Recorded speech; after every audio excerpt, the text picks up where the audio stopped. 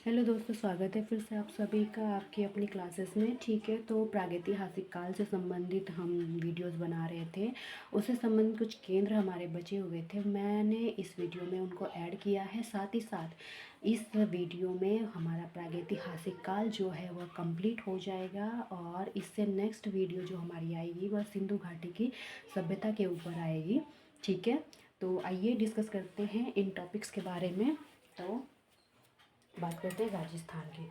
राजस्थान के कोटा में अलिया नदी घाटी के चित्रों को सीता जी के मंडलों के नाम से संबोधित किया जाता है। ठीक है, यानी कि राजस्थान में जो कोटा है वहाँ पर अलिया नदी की घाटी में कुछ शिलाश्रय प्राप्त हुए हैं जहाँ पर प्रागैतिहासिक काल से संबंधित चित्र बने हैं और इन चित्रों को सीता जी के मांडलों के नाम से संबोधित किया है। ठीक है, ये वहाँ के निवासियों ने किया है। ठीक है, फिर बात करते हैं बिल्ला सरगम। देखो, इसमें चित्र इम्पोर्टेंट नहीं थे इतने, इसलिए मैंने उनको नोट नहीं किया है। ये चीज़ इम्पोर्टेंट थी तो मैंने इसको नोट कर लिया है। ठीक है, चित्र तो वही है भाई, गेंडा है, भैंसा है, सुअर है, बकरी है, वही चित्र हैं यहाँ पे। ठीक है, फिर बात करते हैं बिल्ला सरगम। यह गुफा तमिलनाडु जो वर्तमान में आंध्र प्रदेश में स्थित है। इस स्थान से हड्डियों से बने हथियार पाए गए हैं। ठीक है, यानी कि इम्पोर्टेंट भी है और कभी कभी पूछ ले होते हैं बिल्ला सरगम क्या है। अरे बिल्ला सरगम एक गुफा है और यह प्रागैतिहासिक काल से संबंधित है और ये दक्षिण भारत में तमिलनाडु जो वर्तमान में आंध्र प्रदेश में स्थित है। ठीक है, और यहाँ से क्या प्राप्त हुआ था? हड्डियों से बने हथियार प्राप्त हुए थे। फिर बात करते हैं बेल्लारी। यह कर्नाटक में स्थित है। इस जगह की खोज सन 1892 ईस्वी में एफ फासेट ने की थी। ठीक है, बेल्लारी नवपाषाण काल में आदिमानव का एक प्रमुख केंद्र रहा है ये।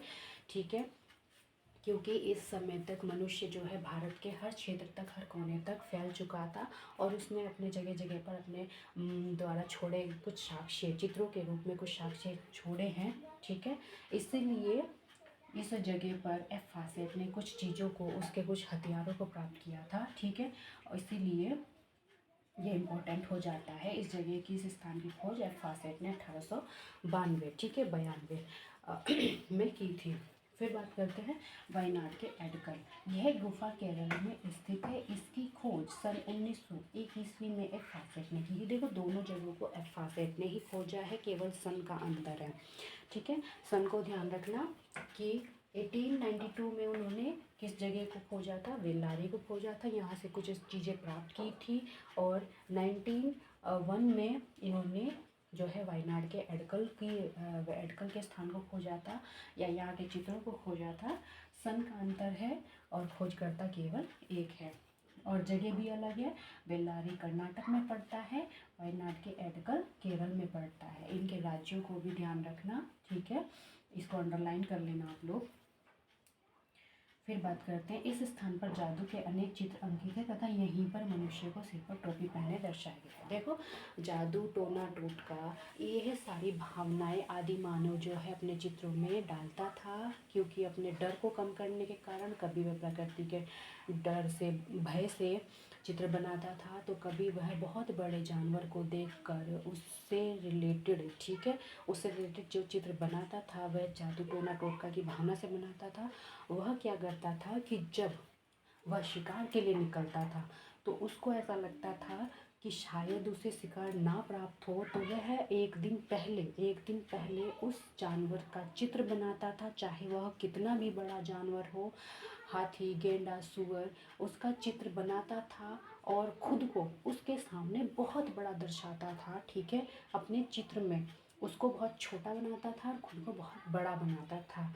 उसके पीछे ये टोना टोटका की भावना थी कि अगर मैं ऐसा करूँगा तो मुझे शिकार जो है बहुत आसानी से प्राप्त हो जाएगा और इसी भावना से वह इन चित्रों का निर्माण करते थे। तो ये जो जगह है यहाँ पर टोना टोटका से रिलेटेड काफ़ी संख्या में चित्र पाए गए हैं, ठीक है, और यहीं पर मनुष्य को सिर पर टोपी पहने भी दर्शाया गया है। क्लियर हो गया? अब बात करते हैं प्रागैतिहासिक चित्रों की विशेषताएं, विषय एवं उद्देश्य के बारे में। में। यह चित्र रेखाओं के द्वारा बनाए गए हैं, केवल कुछ ही चित्रों में रंगों को भरा गया है। इनके चित्र बनाने के पीछे भय, जादू टोना, स्मृति, विजय इत्यादि की भावना निहित है। इन चित्रों के विषय आखेट से संबंधित है। कुछ स्थानों पर दैनिक जीवन से संबंधित चित्र भी बनाए गए हैं। इन स्थानों में गेरू, हिरोंजी, रामरज, खड़िया, कोयला, काजल आदि रंगों का प्रयोग किया गया है। ये चित्र चट्टानों की खुरदरी दीवारों पर अंकित किए गए हैं। देखो, ये मैंने पहले भी बताया है, उनके जो विषय होते थे या उनका जो उद्देश्य होता था वह जादू होता था, डर होता था, और उसी भावना से भरे होने के कारण वह चित्रों का निर्माण करते थे। कभी प्रकृति के प्रकोप के कारण वह चित्र बनाते थे, कभी वह जानवर का शिकार करने के उद्देश्य से चित्र बनाते थे, ठीक है। और दूसरा, कभी कभी स्मृति, जिसको वह यादगार चीज़ों के रूप में उस चित्रों का निर्माण करते थे, या फिर वह जब शिकार प्राप्त कर लेते थे तो विजय की भावना से वह उन चित्रों का निर्माण करते थे, ठीक है। और ये जो चित्र बनाए हैं उन्होंने चट्टानों की खुरदरी दीवारों पर बनाए हैं, ठीक है। और उसको नुकीले पत्थर से घिस कर या खुरच कर उन्होंने रेखाओं के माध्यम से इन चित्रों का निर्माण किया है। ज़्यादातर वैसे तो इन चित्रों को रेखाओं से ही बनाया गया है, लेकिन जैसे जैसे समय बदलता गया, परिवर्तन आता गया, तो उन चित्रों में उसने रंग भरना भी प्रारंभ कर दिया था, ठीक है। लेकिन वह रंग कैसे होते थे? वह रंग जो है प्राकृतिक होते थे, वनस्पतिक होते थे। गेरू, हिरोंजी, रामराजी है जो प्रकृति में मिल जाते हैं, ठीक है। जैसे गेरू लाल हो गया, हिरोंजी नारंगी हो गया, रामरज पीला हो गया, खड़िया सफ़ेद, कोयला काला, ये सारे जो रंग होते थे वह अपने चित्रों में भरते थे। और उनको स्थायी बनाने के लिए वह क्या करते थे? जानवरों की चर्बी, ठीक है, जानवर क्योंकि वह शिकार करता था मनुष्य, तो उसकी चर्बी निकाल कर उसमें उन रंगों को मिला कर और वह उन चित्रों में भरते थे। एक चीज़ और है कि जैसे हम लोग क्या करते हैं वर्तमान समय में कि कलर पैलेट का इस्तेमाल करते हैं रंगों को मिक्स करने के लिए, लेकिन उस समय में जब उसने रंगों को मिक्स किया होगा तो उसने जानवर की पुट्ठे की हड्डी, ठीक है, यानी कि जो बम की हड्डी होती है जानवर की, उसको कलर पैलेट के रूप में उसने इस्तेमाल किया है। यानी कि रंगों को मिक्स करने के लिए उस हड्डी पर वह उस हड्डी का इस्तेमाल किया करता था। साथ ही साथ पहले तो वह हाथों से पोत कर रंग भरता था, बाद में जैसे जैसे उसका मानसिक विकास होता गया वैसे वैसे उसने क्या किया, घास से ब्रश बनाना शुरू कर दिया, ठीक है। और उस कुर्ची से वह रंग भरने लगा अपने चित्रों में, ठीक है। तो ये चीज़ क्लियर हो गई। यह टॉपिक हमारा इस वीडियो में बिल्कुल कंप्लीट हो चुका है। इसमें ऐसी और कोई चीज़ नहीं है जो इम्पोर्टेंट हो। बाकी आप लोग इसको बहुत अच्छे से पढ़ लीजिएगा, समझ लीजिएगा, ठीक है। अब बात करते हैं प्रागैतिहासिक काल चित्रों से संबंधित, जो प्रागैतिहासिक चित्र हैं उनसे संबंधित कुछ पुस्तकें ये, ठीक है। पुस्तकें भी बहुत इम्पोर्टेंट है क्योंकि ये है हर एग्ज़ाम्स में पुस्तकें भी पूछी जाती हैं, उनका वो किसी से भी रिलेटेड हो सकती हैं, ठीक है। तो यहाँ पे प्रागैतिहासिक चित्रों से संबंधित जो पुस्तकें हैं उनके बारे में बता देती हूँ। भारतीय प्रागैतिहासिक चित्रकला, ठीक है, यह पब्लिश हुई थी 1967 ईस्वी में, यानी कि 1967 में, और ये लिखी थी डॉक्टर जगदीश गुप्त ने।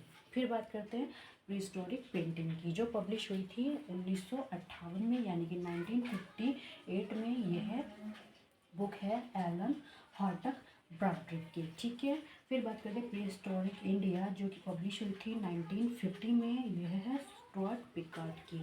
फिर बात करते हैं rock paintings of Mahadev hills, जो पब्लिश हुई थी 1936 में। यह है D.H. गार्डन की, ठीक है। कभी कभी क्या होता है, जैसे नेट जैसे एग्ज़ाम में क्या करते हैं, वह किताबों से रिलेटेड अगर कोई क्वेश्चन आ जाता है तो वह बोलते हैं कि इनको सीक्वेंस में, यानी कि इनको क्रम में लगाइए। तो हम उनको क्रम में कैसे लगाएंगे कि पहले कौन सी बुक पब्लिश हुई, फिर कौन सी बुक पब्लिश हुई, उनका अगर हमें सन याद है, ठीक है, अगर हमें उन पुस्तकों का सन याद है तो हम उसको इजीली सीक्वेंस में लगा सकते हैं। अब जैसे बात करते हैं हम यहाँ पे rock paintings of Mahadev hills की, ये 1936 में पब्लिश हुई है, तो ये सबसे पहले पब्लिश हुई। फिर बात करते हैं प्रीहिस्टोरिक इंडिया की, यह 1950 में पब्लिश हुई, ठीक है इसी विषय से संबंधित है ये चारों किताबें, ठीक है। तो इसके बाद ये पब्लिश हुई है। फिर बात करते हैं प्री हिस्टोरिक पेंटिंग की, ये पब्लिश हुई है 1958 में। और फिर बात करते हैं भारतीय प्रागैतिहासिक चित्रकला, जो पब्लिश हुई है 1967 में। ठीक है, तो इनका सन अगर आप लोगों को याद है तो आप इसको बहुत ईजीली जो है सीक्वेंस में लगा सकते हो। तो आज की इस वीडियो में हमारा प्रागैतिहासिक काल या उससे संबंधित चित्र, केंद्र, विषय, उद्देश्य यह फिनिश हो चुका है, कंप्लीट हो चुका है। अब इससे नेक्स्ट जो हमारी वीडियो आएगी वह सिंधु घाटी से संबंधित आएगी। ठीक है, आप लोगों को बता दें कि एलटी उत्तराखंड में एलटी की वैकेंसीज आ चुकी हैं।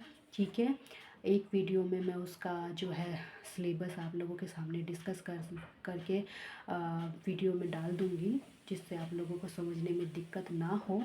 ठीक है, जितना भी समय रहेगा अगर हम ठीक समय पे अपना कोर्स कंप्लीट कर लेते हैं तो आप लोगों के लिए बहुत अच्छा है। और अगर किसी कारण से हम इसको कंप्लीट नहीं कर पाते हैं तो मैं उस सिलेबस को आप लोगों के सामने डिस्कस करूँगी, ताकि आप लोग अपने तरीके से तैयारी करते रहें, क्योंकि इस बार एलटी का पेपर बहुत ही अलग तरीके से होने वाला है। ठीक है, पहले क्या होता था कि पहले केवल 100 नंबर का पेपर होता था, सॉरी 100 मार्क्स का पेपर होता था, 100 नंबर का पेपर होता था। लेकिन अब इसमें जो है जनरल चीज़ों को भी डाल दिया है, क्योंकि बीएड को कंपलसरी कर दिया है। ठीक है, तो उस जो फर्स्ट पार्ट है आप उससे रिलेटेड जो है तैयारी आप लोग अपने स्तर से कर लीजिएगा। अपना सब्जेक्ट जो है मैं आप लोगों को अपनी वीडियोस में कंप्लीट करा ही दूंगी। आर्टिस्ट हो, चाहे हिस्ट्री हो, चाहे मूर्तिकला हो, वो किसी न किसी तरीके से हम कंप्लीट कर ही लेंगे। अब बात केवल आपके ऊपर निर्भर है कि आप किस तरीके से उसको देख रहे हो, पढ़ रहे हो, समझ रहे हो। ठीक है, अगर आप लोगों को मेरे बोलने से समझ में नहीं आता है, लेकिन जो मैंने लिखा है अगर उसको भी आप अपने स्तर से पढ़ोगे तो यह भी आपके लिए बहुत ज़्यादा इम्पोर्टेंट और बहुत ही ज़्यादा हेल्पफुल हो जाएगा। ठीक है, तो आज की इस वीडियो में इतना ही रखते हैं, वीडियो ज़्यादा लंबा नहीं करेंगे। मिलते हैं नेक्स्ट वीडियो में सिंधु घाटी की सभ्यता के साथ। ओके फ्रेंड्स, तैयारी करते रहिए। Thanks for watching.